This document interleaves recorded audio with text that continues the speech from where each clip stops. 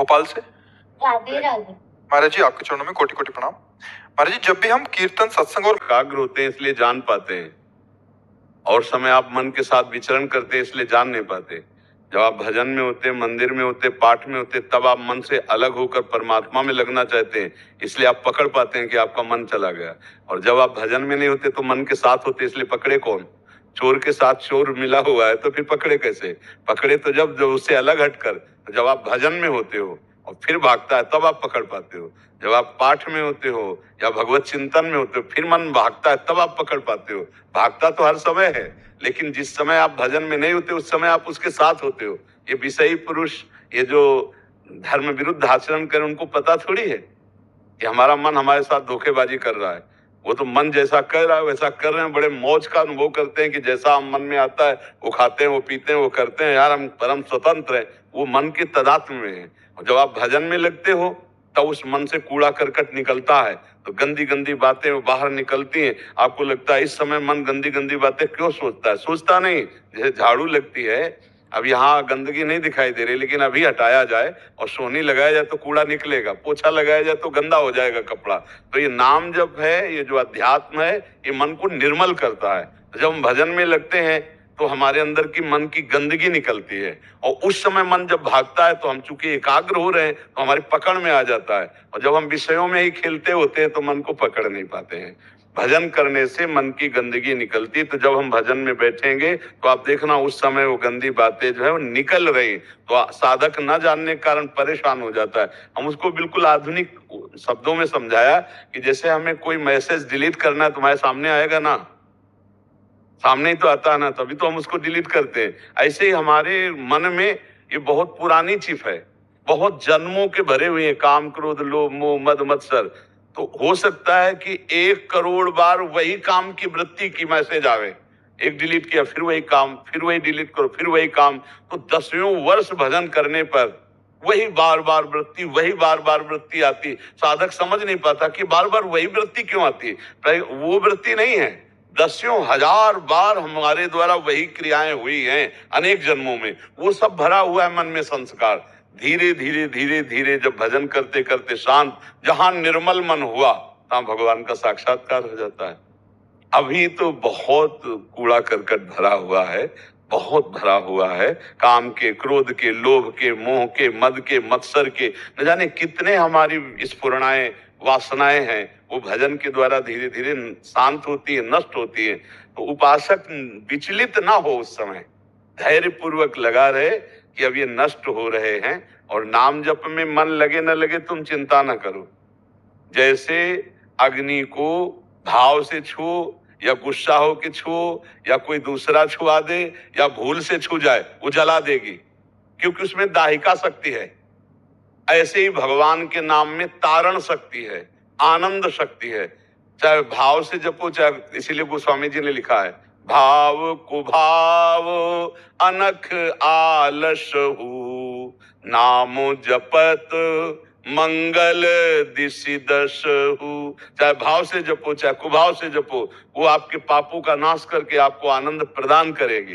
पर हमें बहुत काल तक, सातु दीर्घ काल निरंतर सत्कार सेवितो दृढ़ भूमि, हम दीर्घ काल तक सम्मान पूर्वक निरंतर नाम जपने का अभ्यास करें तो बहुत जल्दी आनंद की प्राप्ति हो जाए। मन जब तक इसमें गंदगी रहती तब तक चंचल रहता है, और जहां मन की ये वासनाएं हटी तो मन निर्मल और शांत हो जाता है। निर्मल और शांत मन ही भगवत साक्षात्कार करता है। निर्मल और शांत मन ही आनंद प्रकट करता है। अशांत और चंचल मन हमारे हृदय में दुख, चिंता, शोक, भय ये प्रकट करता है। इसलिए हमें धैर्य पूर्वक नाम जपना चाहिए। मन की भागा दौड़ मिट जाएगी। आप खूब जपिए, आप उसमें परेशान मत होइए। बिना आपके दस्तखत किए मन कुछ कर नहीं सकता, वो तभी करता है जब आप उससे मिल जाते हैं। आप मत मिलिए, वो गलत सलाह दे रहा, आप मत मिलिए, अपने आप को स्फुरना आएगी, शांत हो जाएगी, आपका बिगाड़ नहीं पाए। मन कह रहा है इनकी जेब से 100 रुपया निकालो, हम कहें नहीं, क्या कर पाएगा वो, हमारे बिना हो जाए। जब तक हम स्वीकृति नहीं देंगे तब तक शरीर कोई हलचल नहीं पैदा करेगा। बस इतना ही संभालना है। पर हम लोग मन को इतना प्यार करते हैं कि वो कहता है ऐसा, तो हम वैसे ही करने लगते हैं। ये जितनी जेल भरी है ना, ये सब मन की सलाह में ही भरी है। मन ने जो अनुमति दे दी और हम उसके सहयोग में हो गए, हमारी दुर्गति हो गई। और वही मन भी जलाता है कि यार बहुत गलत हो गया। अगर ये बात मानता तो आज जेल में ना होता, फिर वो रोता है। तो हमें लगता है पहले से सत्संग के द्वारा, शास्त्र स्वाध्याय के द्वारा हम अपने मन को कंट्रोल करना सीखें। अगर मन कंट्रोल हो गया तो सब बात बन गई। जितना दुख है इसी मन के द्वारा दिया हुआ है, जितनी गंदी बात है इसी मन के द्वारा फेंकी हुई है। हम इसी को सुधार लें। मन निर्मल, वैसे गांव की भाषा में कहते हैं मन चंगा तो कटौती में गंगा ले कहते।